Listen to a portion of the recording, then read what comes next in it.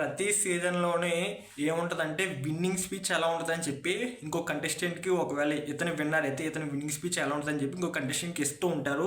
ఇది ప్రతి ఫినాలేకి ఆనవాయితీగా వస్తూనే ఉంది.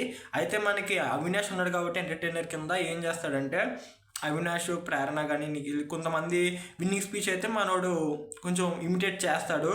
అయితే నాకు సరే ఏమంటారంటే ఎంటర్టైన్మెంట్ పర్పస్కి టేస్టీ తేజ ఒకవేళ విన్నర్ అయితే అవ్వదు, ఒకవేళ అయితే ఎలా ఉంటుంది విన్నింగ్ స్పీచ్ చేయమంటాడు. నాగమణి కంటే ఒకవేళ అది ఎలా ఉంటుందంటే అఖిల బ్రహ్మాండ కోటి నాయిక అనే సాంగ్ అయితే పాడుకొని వచ్చాడు అవినాష్. సో అదైతే వేరే లెవెల్ అనిపించింది. మొత్తం కంటెస్టెంట్స్ ఆల్మోస్ట్ అందరూ వచ్చారు నాకు తెలిసి. సో ప్రోమోలో మ్యాక్సిమం చూసినట్టే చాలా వరకు వచ్చారని అనుకుంటున్నాను.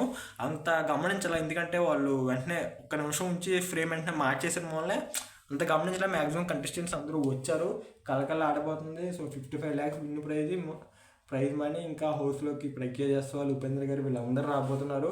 చాలా అంటే చాలా బాగుంది. మీరే అనుకుంటున్నారు కింద కామెంట్ చేయండి. Thank you for watching.